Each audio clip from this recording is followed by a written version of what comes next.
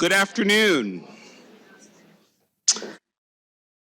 In his final speech, Reverend Dr. King observed, "I've been to the mountaintop, I've looked over, and I've seen the promised land. I may not get there with you, but I want you to know tonight that we, as a people, will get to the promised land." Today, 55 years later, we ask, what progress have we made toward that promised land? And how might our conceptions of what it looks like changed? Welcome to our 8th annual MLK Convocation. I think most of you know me, but I'm Garry Jenkins, Dean of the Law School. Here at Minnesota Law, we take this opportunity each year to convene our community, students, faculty, staff, friends, to reflect on the work of Dr. King and connect the challenges of today to his transformational work. I want to thank all of you for joining us today to reflect on that legacy. And thank you, of course, to Assistant Dean of DEI, Ra'Shya Ghee, and the Racial Equity and Justice Committee for sponsoring this great event. Now, we usually start this event, for those of you who are new, with a quote or passage from Dr. King. As you heard this year, we're talking about progress. We're talking also about setbacks and how we deal with hope and with vision, sometimes achieved, sometimes not. As members of the legal profession and students preparing to join it, we know that a central responsibility of the profession and the role of the rule of law is the pursuit of justice. And in this way, lawyers are uniquely positioned and privileged to impact our world. And we're also keenly aware of the importance of learning from history and reflecting back on our shared past, as well as, I hope, continuing to listen to and learn from people and communities most impacted by injustice and structural barriers. With a concept like justice, we're always grasping for it, right? Over the arc of history, there are huge gains, and at the same time, what can feel like inadequate progress. And as a result, we know that in a moment, that maintaining optimism can sometimes be challenging, right? Setbacks happen. Forward progress can be difficult to achieve. And as I've said many times with respect to DEI work, this work is both urgent, right? We can't wait, and it's long-term. It's movement work, so it's engaged in systemic change, which by definition takes time. And that tension, I think, is both real and difficult. So how do we maintain resilience despite frustrations? How do we define progress in the face of so many challenges? So today, we gather to reflect on the aspirations of really the civil rights movement and Dr. King's work, and to think critically about the movement today. We're going to lean into resiliency and perhaps better understand what it means to dismantle barriers of justice, continue to take action to lead, and to make an impact in the profession and in our communities. And we're honored to have 2 expert speakers to help inspire and guide us in that discussion. I am pleased to welcome Nekima Levy Armstrong, a Minneapolis-based civil rights attorney, activist, a former law professor, and a prominent community leader. She is the executive director of the Wayfinder Foundation and previously served as president of the Minneapolis NAACP.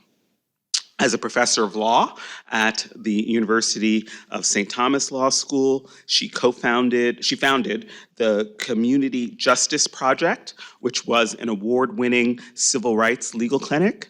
and she received her JD from the University of Illinois and her BA from the University of Southern California, soon to be part of the Big Ten, which is just weird.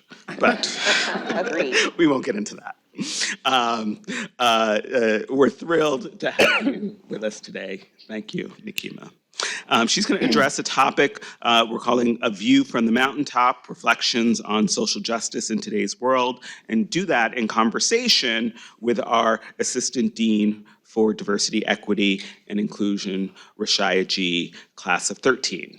Now, some of you already know Dean Ghee. Others haven't had a chance to meet her yet since she just returned to Minnesota Law this fall to join us in this role. But she is no stranger to the law school, having graduated in 2013.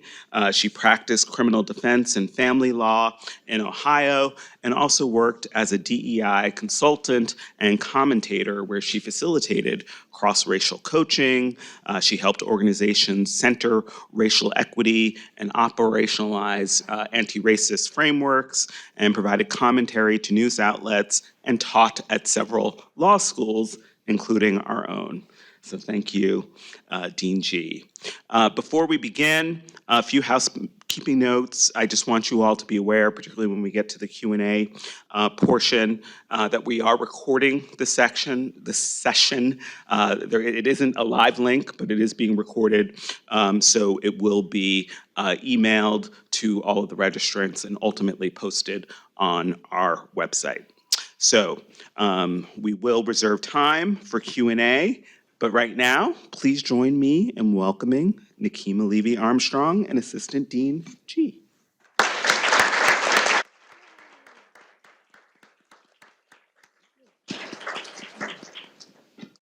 Nekima. Hi, how are you, Ra'Shya? I'm well, thank you. I'm excited for our discussion today. Me too. Yeah, I think it's going to be good. So many folks know King today as this kind of widely beloved figure, but what many don't realize is that during the course of his life, that image was not so widely accepted and embraced by a large subset of our population. If you notice behind us, there are some photos of Dr. King on a loop. And one of the photos that that sticks out to me is it's a political cartoon. And of course, now it's not going to come up because I'm talking about it. But I promise if you keep watching, it's back there. And Dr. King isn't even the most important part of that image, in my opinion. If you look around Dr. King in the image, there's all kinds of chaos. There is on the ground next to them what appears to be a illustration of a deceased person right here. Cars are on fire, buildings are burning, cars are turned over. And the caption at the very top is supposed to be a quote Dr. King is giving what looks like a reporter in the image, and it says, "I will have another nonviolent is in air quotes, march tomorrow," right? And it's essentially mocking or suggesting that that's a farce, right? That his efforts are not in fact nonviolent and that he's dangerous, is I think the implications. And a big reason that was the sentiment was because his work, I think now is often distorted as that one line from that speech, but his work many people considered dangerous. His critiques many people considered dangerous because they were so poignant, because they were so clear about the problems facing the country. Can you talk a little bit about that version of Dr. King? Thank you for that introduction and the pictures that we can all enjoy and see different sides of who Dr. King was, right? Not what some of us call the whitewashed, anemic version of Dr. King and what he stood for and who he really was. And I think that we're at a point in our society where we do have to deconstruct the truth of his words and not sell ourselves short by accepting a shadow of the truth. Because one of the things that he said in one of his speeches before he died, where do we go from here? You know, he talked a lot about the unfinished business. You know, he didn't necessarily use that particular language, but he said we have a long way to go. There are still so many issues that are impacting our society. He celebrated the wins, which I think are also important, because when you're on the front lines and you're doing this work fighting for social change, a lot of times your head is down and you're just continuing to persevere. And that often does not give way to celebrating successes. But I do believe that even small successes are important to keep building momentum. So he wanted to encourage the people to let them know, we have these things based on our organizing, based upon our persistence, based upon our resistance to oppression, boycotting stores, refusing to take the bus. All of these things have led to legislative changes that are going to change lives. But he also made it clear that that wasn't enough. And I think as a society, we have forgotten about that part of his message, that it wasn't enough. It was crumbs compared to the types of sweeping changes that still need to happen in our society. And when I think about the reason that Dr. King was ultimately killed, he was assassinated on April 4th of 1968, and it was at a time in which he was planning to launch the Poor People's Campaign. And it took me years to even learn about that, right? Because that wasn't part of the narrative. You gonna answer a question I haven't asked yet. If you talk about it too much, it's not that part in the program yet. But I'm sorry. Oh, I don't want to interrupt you though, so go ahead. So when I get started, it's hard. I know, I apologize. But with regard to the Poor People's Campaign, he talked about what needed to happen in our society, and that we needed to universally focus on the poor of all racial groups. And we needed to be much more intentional and focused about the kinds of resources that would be put into play on behalf of the poorest of the poor, like access to affordable housing, a guaranteed minimum income that people would receive, universal health care, things that in the 2000s, we are literally still talking about, right? And not just in southern states, right here in Minneapolis. So when I think about Dr. King's legacy and what he stood for and the sacrifices that he made, it just reminds me that we owe him a debt of gratitude, and not just taking out a day to celebrate an anemic version of his life, but actually doing the work that he said was necessary to bring about a more equitable society. And I think that's where people are often stuck, doing the actual work. Yeah, I think you're right. I think one of the biggest misappropriations of his legacy is that he is often utilized in ways that cause many of us to absorb the message at some point in our life that the heavy lifting of this work has already been done, right? That generations before us, including King's generation and the work of the civil rights movement, did the heavy lifting. And there may be tweaks that need to happen in the future, but the majority, the heavy lifting has already been done. And I think Dr. King himself didn't believe that, and often said explicitly in his work that the heavy lifting was yet to come. And I wonder if we, as a nation, as a society, were more conscientious of that part of him that you're talking about, and we're able to frame what has to happen as the heavy lifting, right? That the heavy lifting hasn't been done, that was the introduction, the forward, and maybe the beginning of chapter 1. But it's still up to us to write the rest of the story. The heavy lifting is on us, right? I wonder what that would mean for how we engage him and how we think about his legacy and how we think about his work if we thought about ourselves as being responsible for the heavy lifting. So you were talking about this kind of sanitized version of King that often characterizes his work, and by extension, the movement. And some people even try to use that version to admonish existing liberation struggles and existing movement building. What do you think the relationship is between the movement of Dr. King's time and the movement of our time? That's definitely a loaded question, but I'll do my best to unpack.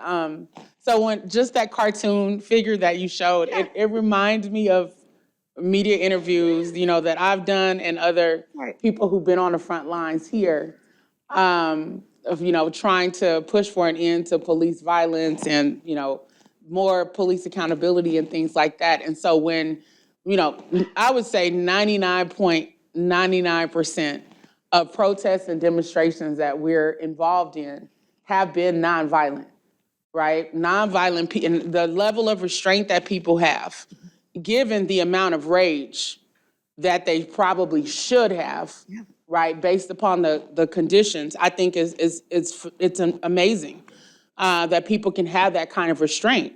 But if there are demonstrations that happen where people maybe don't consider it to be peaceful, or they're afraid, that something's been unleashed and that, they're, going to be in harm's way, or where buildings are burned and things like that. Unfortunately, there are people who will take those incidences and try to discredit an entire movement and try to invalidate the underlying concerns that people are bringing to the forefront that causes them to put their bodies on the line, their lives on the line, their livelihoods on the line to stand up for what they believe in. So I see a lot of parallels between the movement of the 50s and 60s and the organizing that happened, the persistence that happened, people being arrested and blacklisted and all kinds of things that were happening during that time. I compare that to what we've experienced out on the front lines over the last several years. For those who may not know, I would say that our first marches here happened after Trayvon Martin was killed, right? And I'm not talking about the aspects of the movement for racial justice that was happening in the 60s here, because it was. The lunch counters, that many of us can just go to effortlessly. If you were Black, you couldn't sit at those lunch counters right here in the Twin Cities. If we were Black, you couldn't live in certain neighborhoods because of the redlining and the restrictions and the difficulty even of being able to get a loan, to be able to buy a house. A lot of things we take for granted were not things that Black people could just freely enjoy during that period of time. And so I think about all of the oppression that they experienced, the danger that they were in, the disdain that they faced from the majority of Americans who did not think that the marching and the fighting and the organizing was even necessary because they were comfortable. They were complacent with regard to the status quo, and they were indifferent to the suffering of poor Black people, as well as other people of color. And so when you look at the movement that has happened here, people were marching during that time, demonstrating, and then, it just kind of went underground, after Dr. King was killed.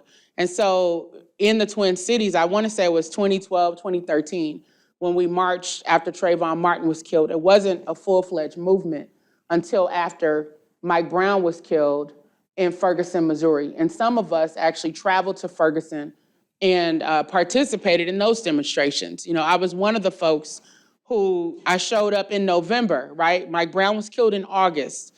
So think about this. From August to November, I'm watching, just like everybody else, the events unfold in Ferguson, Missouri, right? I'm increasingly concerned. I'm just seeing the stress and the trauma, people being arrested, tear gas, all kinds of things. My legal brain, my academic brain wanted to write about these things, right? And call attention to these things. And then one night it got to the point where this was the period of time in which they were going to announce the decision by the grand jury of whether to actually, charge the officer who killed Mike Brown. This was in November, right before Thanksgiving, and that night that they made this announcement. And I remember watching, on my computer screen and seeing an incident that happened that was life-changing for me. I'm a mom, right? I have 4 children. At the time, I had 3 children. And I'm watching a situation in which there were protesters and children inside of a safe house in Ferguson. And the police knew that that was a safe house, but they threw tear gas inside of that safe house. So as I'm watching this raid of a safe house, I'm seeing children screaming, because they're being tear gassed, parents trying to pour milk, or milk of magnesia in their eyes, stop the burning. And as a mom, I started to weep. It impacted me where I couldn't just be academic and legal and distant in my analysis and understanding of what happened. It made me want to go to Ferguson.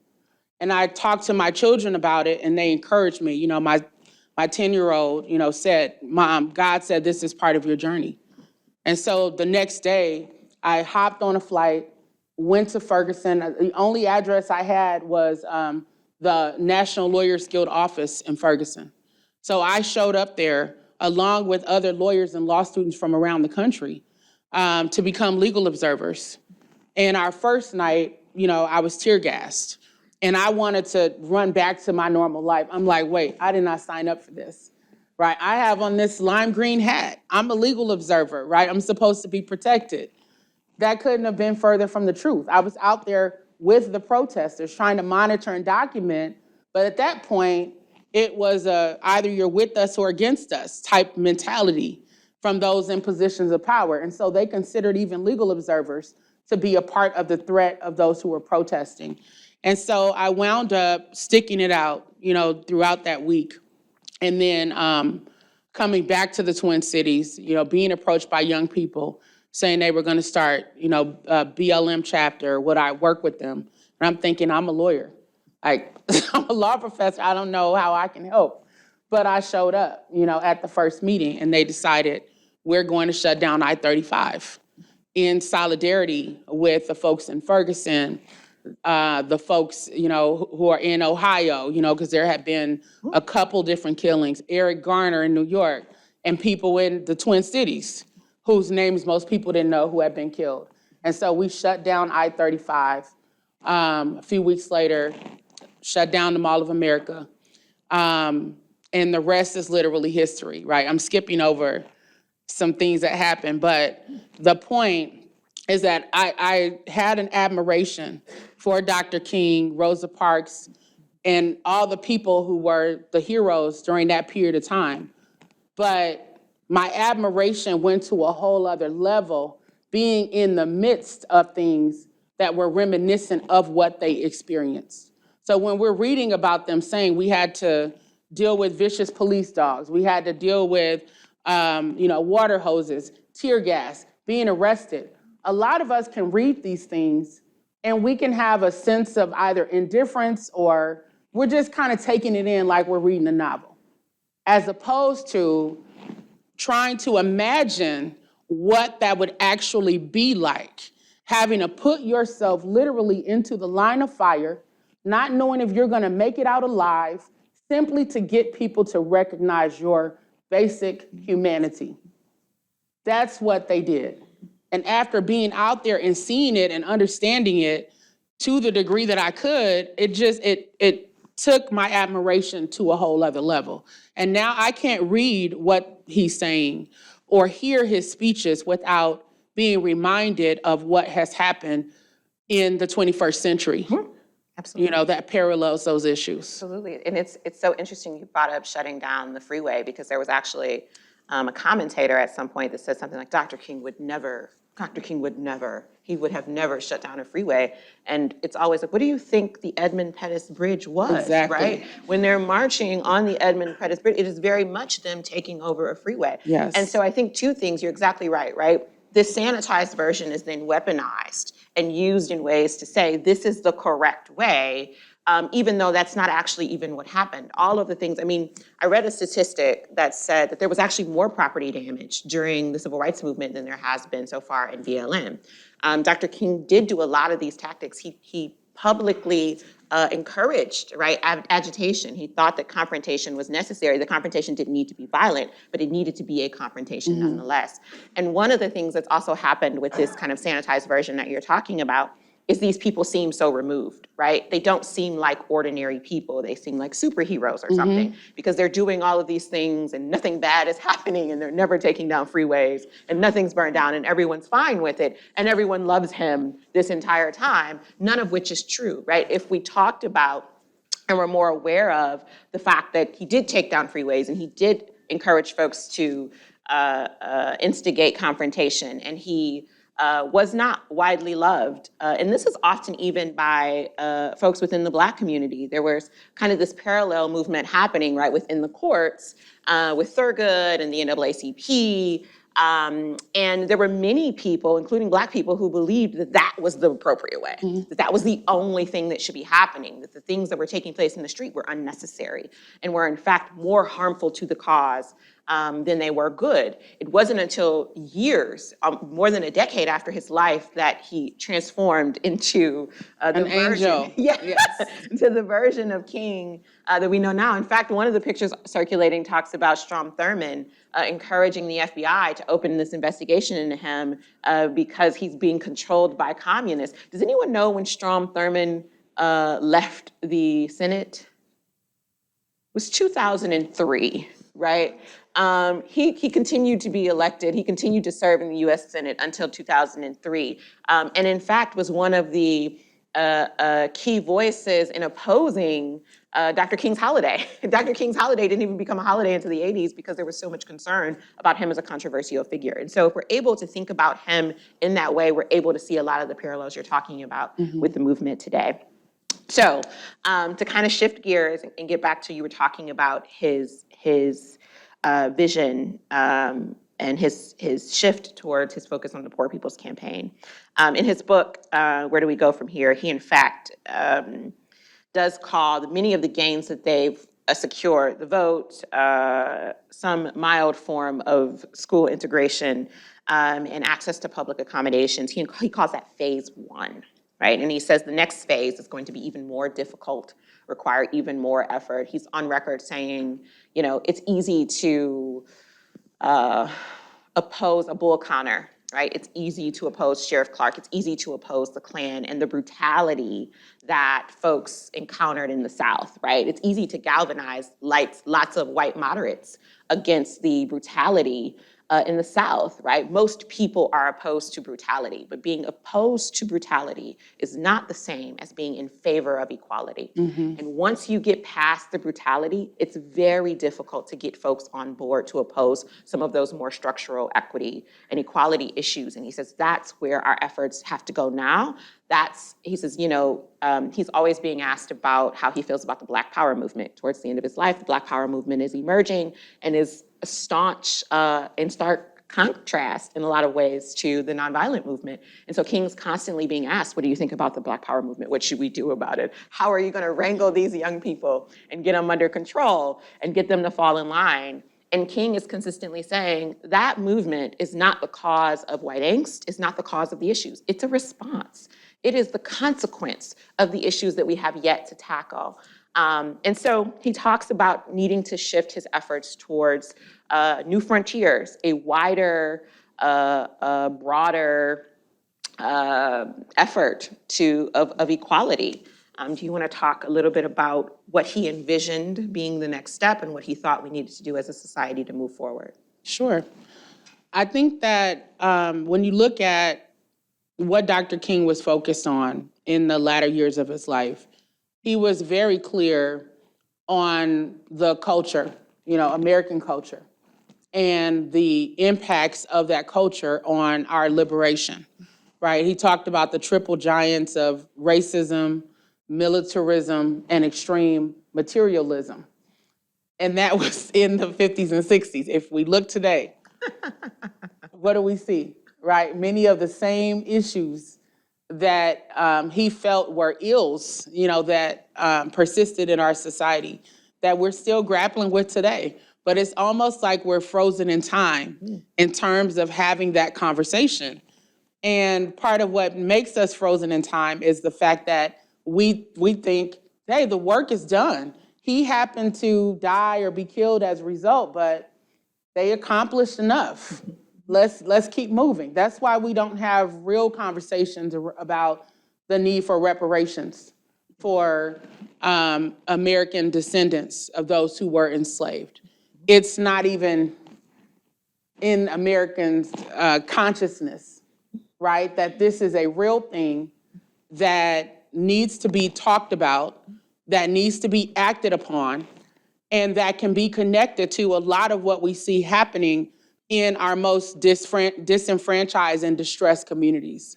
We will look at the communities and the conditions and how people respond to those conditions, and then we place the blame on them, their families, their culture, their mindset, but we don't look at what undergirds the entire infrastructure that makes it so that there are quote unquote ghettos, here in the United States, that makes it so that depending on your zip code, that's gonna have an impact on your destiny 9 times out of 10 with regard to the quality of education you receive and what kinds of opportunities that you might have access to as a result of where you live, right? We don't pay attention to any of those things. We're just comfortable knowing one day a year we're gonna go to a breakfast or do a service project and lift up Dr. King, who at the time of his assassination was one of the, if not the most hated man in America. Right.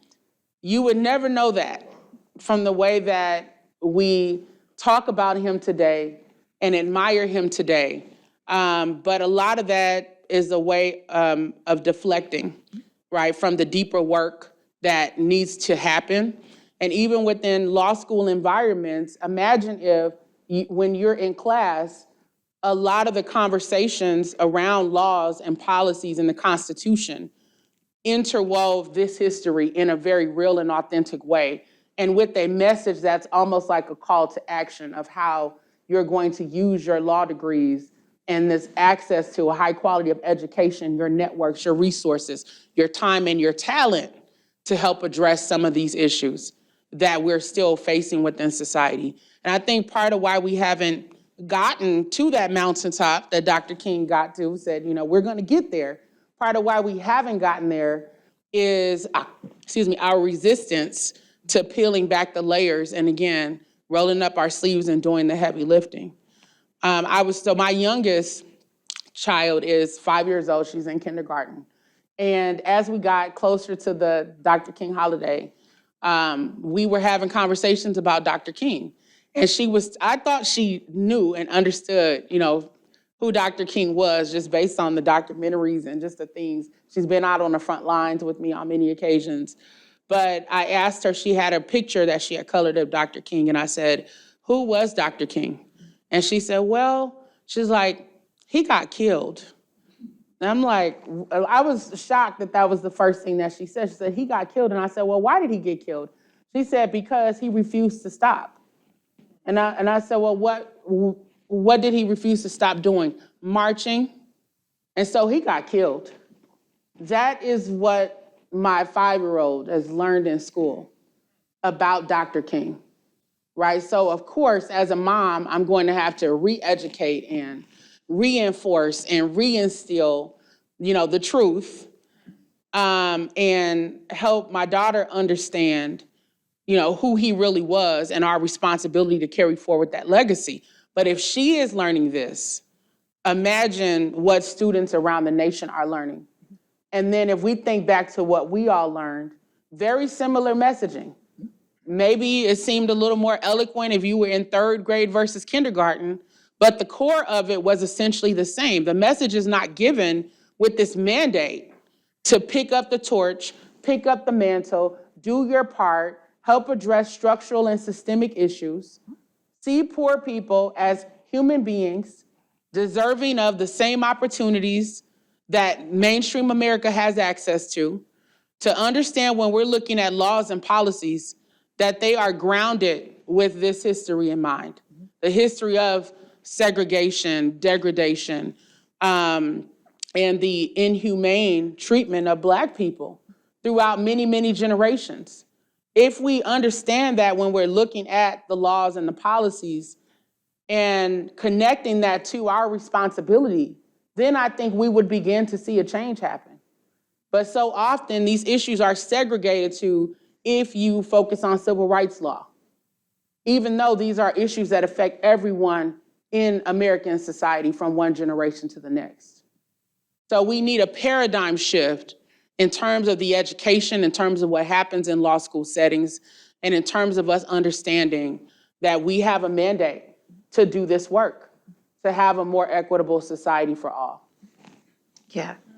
Appreciate that. And it's so interesting, one of the things I think that many folks don't realize is that a lot of the analysis and identifying of the problems has already been done. Dr. King's last book, I have it here. No, you cannot borrow it. My books are right below my children. I do not loan them out. I take them very serious. I no lie, while I was on maternity leave, I would occasionally come back to are all my books here? That is my concern. You can take my laptop, please don't take my books. So in his last book of his life, which is Where Do We Go From Here, Community or Chaos, he, the first part of the book is called Where Are We? Right? And he goes through this very detailed explanation of, here's what we've done, here's why it's not enough, here's what else needs to happen, here's how that's gonna move us forward. And I love the foreword by his wife. Coretta does this foreword, I'm calling her Coretta like I know her, like a person, a grown first name basis. She does this foreword where she says, my husband did all of this, and then a year later, the Kerner Commission comes out. And if you haven't read the Kerner Commission, I absolutely emphatically suggest you do. It's online for free. It's 400 pages, so just be, be prepared for a long read. But she says they came out a year later with a full staff and spent almost $1 million to say the exact same thing, right? To say the exact same thing. And so there's been this really extensive charting, if you will, of where the problems are, of what solutions are available and why those solutions would be most amenable. It's just really, really unfortunate that as a society, I think as you just said, we've just largely abandoned that part of it. We've said, no, thank you. We are not actually interested and invested in progress beyond this point.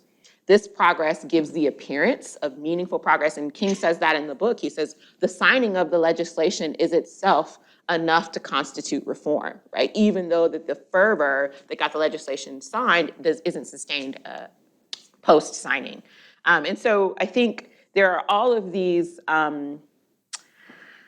impediments that have really dampened progress that could be made. Do you think there are any clear steps? You've identified shifting education in law school, and I would argue more broadly than that, education around how we talk to children from K through 12 around this. And we've seen some, I think that one of the indications of how successful and meaningful that could be is some of the pushback we've already seen towards shifting K through 12 education around issues of race and Dr. King. In fact, I saw an article in Time, I did not read it, but the title was How Teachers Are Talking About Dr. King Now, right? Post anti-CRT.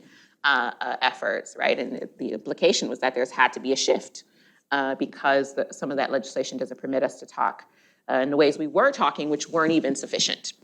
And so shifting education, are there any other clear steps that you see that you think will help to get us closer to Dr. King's vision of I wrote it down, fully integrated, interdependent, loving community? That is his vision. He briefly describes being in an airport after the Montgomery March, and there is a delay. And he says thousands of people had come from all over the country, Black, white, doctors, lawyers, teachers, labor organizers, stay-at-home moms. All these people had come from around the country, and they were stuck in this airport because flights out of Montgomery had been delayed. And he says, for a brief moment, you see people without regard to race caring for each other, feeding each other, talking to each other. And he says, I recognize, he says in this book, I recognize this is a microcosm of the kind of world I want to create. And then the following sentence is, but this is the best of America. This is not all of America, right? And so if we get to a place where that microcosm is exponentially exists outside in the world in all these various places, what do you think are the steps we need to take to get there? I think that it's a challenge to get there in a way that would actually be equitable because of the tremendous gaps in wealth between the majority white population and their Black counterparts, as well as other people of color and indigenous people. So is that shift ready to happen where people are willing to share their resources, share their wealth, share their knowledge, or even make amends for the wrongs of the past that allowed people to get their wealth on the backs of human beings, right, who were enslaved or who were degraded or who were systematically being denied opportunity. I'm not sure that America is genuinely ready to have that conversation, right? And to do the things that would lead us to, Dr. King's perspective on what America could look like. I also think that if we are talking about a quote unquote integrated society, that's going to mean the adoption or reinforcement of what the culture looks like. And right now, we know that mainstream white middle-class culture seems to dominate a lot of the traditions, the customs, the narratives, the perspectives of what happens in this country. And so what does that mean for everyone else? Does that mean that we have to completely assimilate in order to live in this version of society? That we can't bring our whole selves to the table? If you speak a different language, you can't bring that to the table because you're not going to be able to fit in and blend in. So those are things I think about, and it makes me understand very clearly why people have enclaves, cultural enclaves, in an attempt to preserve their sense of culture and identity, because the rest of mainstream white America does not match that, does not line up with that.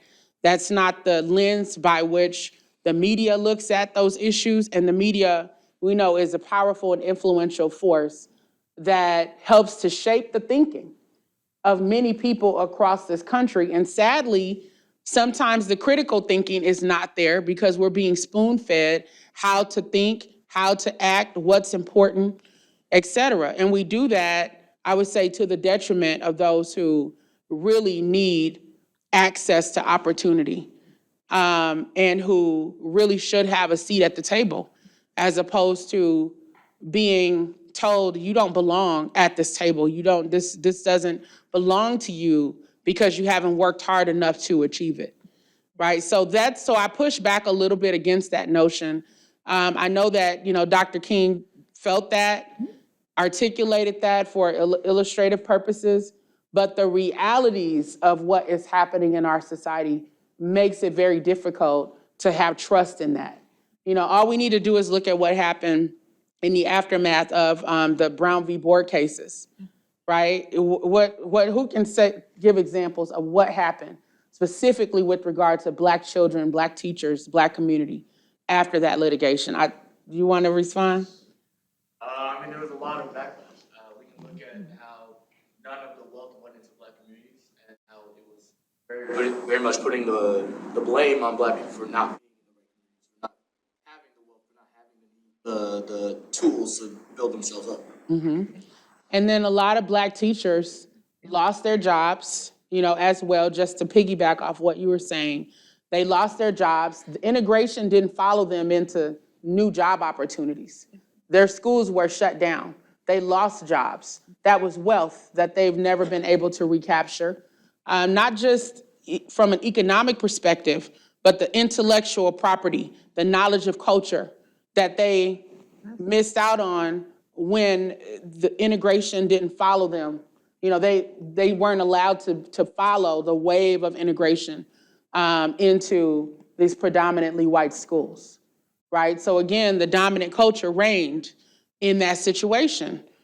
And Black people are still trying to pick up the pieces from what happened. So I have a little bit of a different perspective. I'm not just kind of like Pollyannish, we're all gonna get along, because of the truth of what happens in reality. Yeah. And in this society. No, I think you're exactly right. And even Dr. King says a big part of the problem is we're all operating from different definitions of what it means to make progress. And, one of the starkest examples of that, I think you just alluded to, which is, what does integration actually mean? And unfortunately, our society has largely defined integration or diversity as mere proximity to difference, right? Just being close to someone who is different is progress, not substantive encounters of difference, right? Such that you had these Black children going into these white spaces that had been premised on white supremacy since their inception, and those spaces were not meaningfully transformed when those children were brought in. Those children were traumatized. They had to go through interviews, process. There's a great documentary on PBS called The Fall of Mass Resistance. And it talks about the ways in which these children who did the integrating, they had to be interviewed. They were asked questions like, what are you going to do if you're spit on or called the N-word, to ensure that these children would not react in ways that would disturb white comfort. And the children, which are now adults in the documentary, are talking about their experiences where they go to the water fountain and someone spits in it, or they're not allowed to go to social dances, or they didn't let the first person who graduated walk across the stage, or they would sit in a seat and all of the other children would move and the teacher wouldn't say anything, or they'd be talking about slavery and say, if you were a slave, et cetera, et cetera, et cetera, right? And the ways in which these experiences were actually really traumatizing, even though the story that we get about them is that they're heralded as heroes and, they did this great thing. They talk about how heavy this weight was because we defined integration as mere access and not as transforming the space in a way that was fundamental and allowed for the humanity of these people to be acknowledged in its fullness, right? And so I think you're right. In order for us to make the kind of progress that we think we've already made, it's going to require a paradigm shift, even psychologically, as to what's required. Okay. And it's just real quick, it's going to require white America to take responsibility, right? Turner Commission. We're always taught to teach our kids. Yes. Like, I have to talk to my 18-year-old son. I feel like a helicopter mom because I'm like, where are you? Who are you with? Where are you going? Because I understand the danger, right, that he experiences when he leaves the house.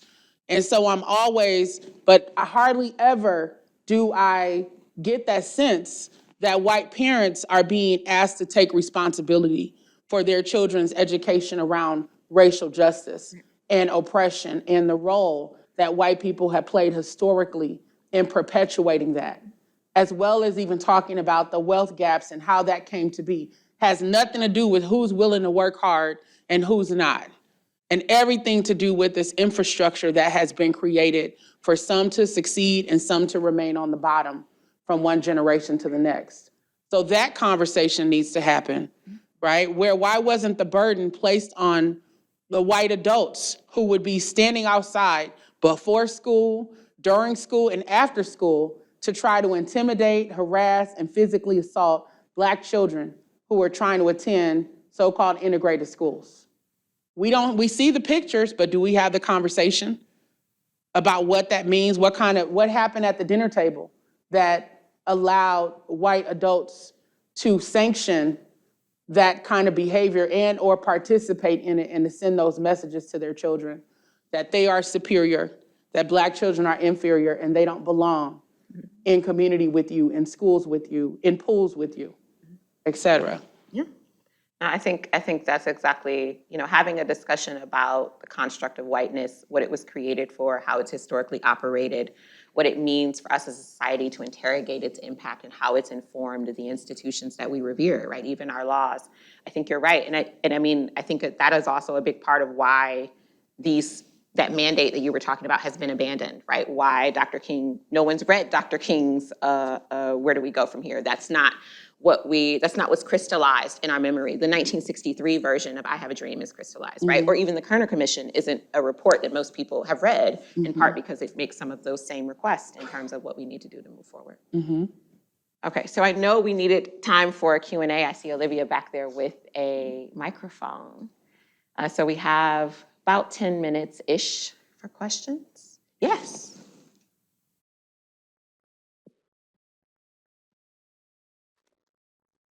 Thanks very much, all very inspiring and energizing. The question I have, and it fits with things you talked about earlier, and then kind of where you ended up too. One of the ways I think Dr. King's words have been misused, in addition to the ways you've talked about, is saying that he envisioned a colorblind society and that the colorblind aspect, now it feeds into what's going to the Supreme Court now. And I wonder if you can talk a little bit about that piece. Well, I think that that's a fallacy, and like you said, a misuse of Dr. King's words and his intentions. I don't think that he ever intended for us to become a so-called melting pot, right? That was a term that I learned as a child that was seen as positive for us to all become a melting pot where, your differences don't matter. We'll just all blend in together. But I remember at one point hearing Jane Elliott talk about we're not a melting pot. We're supposed to be more like a salad, where every component is different and matters and serves its purpose. So that's how I, tend to look at it. I think that that's more of what Dr. King had in mind. He knew, of course, that there were many differences amongst people in society, but I think what he was getting at is respect for those differences, and a willingness to help level the playing field so that everyone has equal access to opportunity. Does that answer your question? The moment I hear someone say colorblind, I'm like, oh, this is someone who hasn't read his work, right? That's the clearest indication to me that this is someone who actually has never read King, and is just using a very regurgitated, watered down, a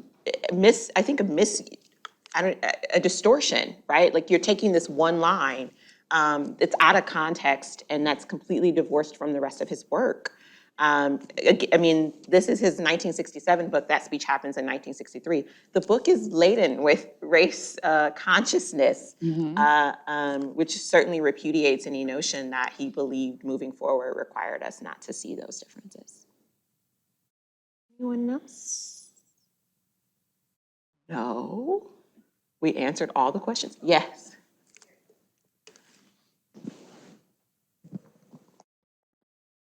So quick tangent, then my question, I promise. So your story about your 5-year-old daughter really rang true for me, because in school I watched a documentary called My Friend Martin. I don't know if anyone in this room is familiar, but it's essentially premised upon a white child goes back and saves Dr. King from assassination and then wakes up back in today's world. It came out in 99, so and his best friend, who is Latina, is cleaning his school's floors and doesn't speak English, and just kind of this whole mess of white saviorism. Not getting into that, what lessons do you see forming from the way that we treat Dr. King's assassination in the way that we are currently treating the primarily men who have been killed by police? Do you see parallels there, and kind of where do you see those, and maybe what cautions we should take while speaking about those people in connection to the way that we speak about Dr. King? Thank you for sharing that story. I think a lot of folks can resonate because most of our understanding of what actually happened is incomplete, right? Which is by design. Because how are textbooks still being designed 2022, now going into 2023 with the same messaging, unless it is intentional? So I do see parallels in terms of what Dr. King said, his ultimate assassination, and what we see happening in society today with regard to killings at the hands of police. I think that one of the things we have to do is resolve to become truth tellers. That's one of the most difficult things for people to do. It's not just, bringing forward an oral argument, right? That's well polished, all the laws, the statutes, everything. We may consider that a form of truth telling. It's really persuasion, right? At the end of the day, and hoping a judge or a decision maker sides with you. But being a truth teller equals a lot of vulnerability, because as you bring forward ideas that are in alignment with your version or understanding of the truth, there's going to be resistance, there's going to be pushback, it's going to be difficult for people to accept what you have to say. And all we have to do is look at Dr. King's letter from a Birmingham jail as a very clear example. We see how eloquent Dr. King was in articulating the struggles of the day, his concerns about white moderates and, folks who are saying, we're with you, but you need to slow down. You need to wait. The passage of time will change things.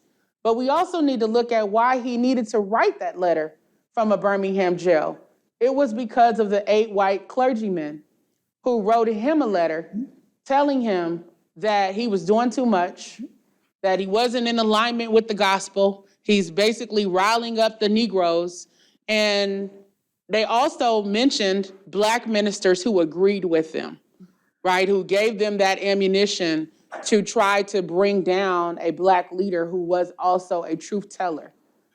So I think most people don't want to pay the price, because there is a price to speaking truth unapologetically and knowing that people are going to get uncomfortable. a lot of times, even when I go speak, I forgot to do it today, but I remind people, hey guys, I'm not Minnesota nice. Just, you guys can laugh, like you can lighten up a little bit. But, I say that on purpose because people are used to even sanitized conversations around race and around these issues, even more so than how we've sanitized Dr. King. So I think truth-telling is in short supply. And we need to see a shift in that. We need to see courage, which I think was one of their secret weapons during that period of time. Unmatched courage, and their faith, right? So that's one of the things. The other thing that I think specifically for law students and those who are going to become lawyers is to understand that if you are going to work for an institution or a company, that a lot of times they haven't necessarily critically examined any of these issues. And so the policies that are in place, the practices, the unwritten rules are often premised upon some of these notions of white supremacy. It's not necessarily, you're not gonna see that blatantly in the policies, but if you ask Black employees or other employees of color what's happening there, you hear the stories from people, then you realize some of the practices that are happening that are perpetuating discrimination. And it's not about who's a good person and a bad person. Because a lot of times, at least what I've seen, when we're bringing up issues of concern and it may be attached to a person in leadership or who has responsibility, people get upset and they're like, well, she's a good person. He's a good person. That has nothing to do with the outcomes and the effects of the behavior, the decision-making, the policies, and the enforcement of those policies. So not only do we have to be truth tellers, we have to be willing to have an open mind that what we know, what we learned, what we thought we knew might not actually be the truth, might not actually be reality. And that is a wake-up call for a lot of people, and some people go right back to sleep. And others decide, I'm gonna devote my life to trying to change things to the best of my ability. Anybody, you have time? We got about 5 minutes. Take a question, students are welcome to leave. Okay. Yeah, I think, yep. This would be the last Thank one. you so much for this. I am from Cartagena, Colombia. I am an activist there against police brutality. And I have realized here, people, when they see Black people, or Black women protesting or taking the streets, white people or mestizo people, Latin American mestizo people, said you have to be peaceful, you have to act in a peaceful way, you don't have to be angry, you have to start the dialogue. So I want you to give us a message for all people who are here in this auditorium about the importance of taking the streets and mobilizing our anger, and also to rethink the word peace, because what white people think about peace maybe it's not the same thing that we think about peace when our brothers have been killed by the police, for example. Just a message for us as a youth who wants to change this in an structural way. Thank you for that question. Dr. King actually addresses that, in some of his writings and his quotes, where he talks about people wanting peace to be like the absence of tension. Yeah. Go Go ahead. ahead. I'm ad-libbing. go. This is me ad-libbing in the background. You're not supposed to actually turn to me and say, what were you saying? No, you have that energy, so say, seriously. No, I mean, there's no peace without justice. A lot of times we think peace is like love, love, hug, hug, and not justice, right? Peace is the presence of justice. There can be no peace without that component, right? And so, yeah, I think unfortunately, King's message of love and of nonviolence is often equated with niceness, right? Or, like you said, the absence of tension, right? The absence of conflict. Right, and no disruption. Yeah, and King himself said, no, I'm doing this for conflict. I'm doing this to disrupt. It is civil disobedience for that purpose. That is the point. And love requires justice. Love absolutely necessitates justice. And so without that aspect, asking people to be peaceful without that component of justice, is just really not only an affront to King's work, but impossible. Right? I mean, they're literally peace necessitates justice. So yeah, I think that that's, yeah. And right now we have, just to your point, there is a false sense of peace. I think that as long as the majority feel comfortable, living their lives, going to work, going to school, bringing home a nice paycheck, being able to buy a nice home, and, all the things that people say are important to, living the American dream, right? As long as people are focused on that, they think that that's peace.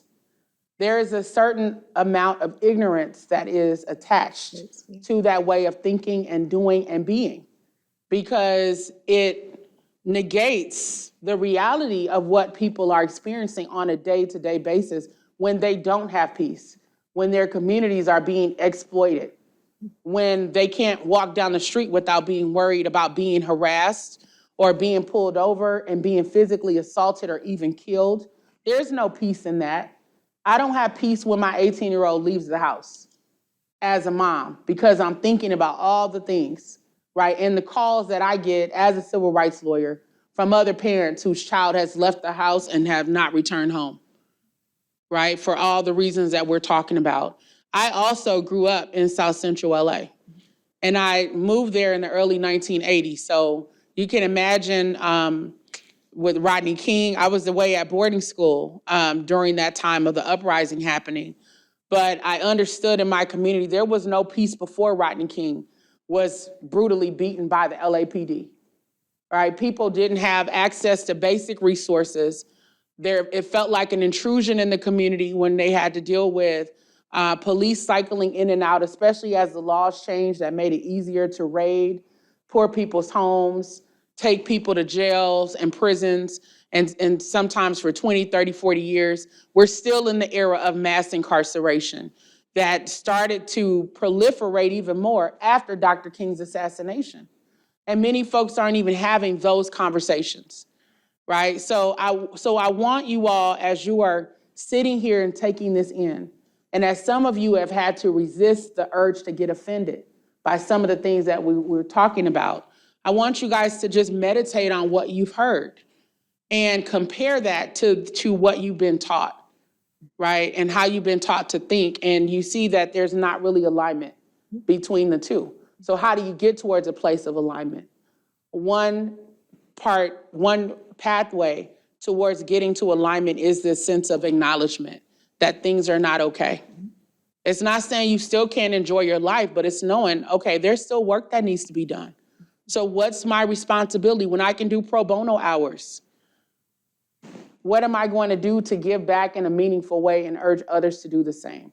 When I'm able to, let's say, amass, a small fortune or, whatever, you guys decide to do economically, what are you going to do with those resources that are in alignment with this new understanding of the truth, right? And then how are you going to talk to those you love, your family, your children, about these issues, and not go along with the status quo and business as usual if you know that it is not in alignment with the truth? So I think that's our charge, right? Going into 2023, and it is a heavy lift. It is not for the faint of heart, but it's absolutely necessary if we want to get to that mountaintop that Dr. King talked about and see a more equitable, more fair, more honest version of our society. Please join me in thanking Nekima Levy.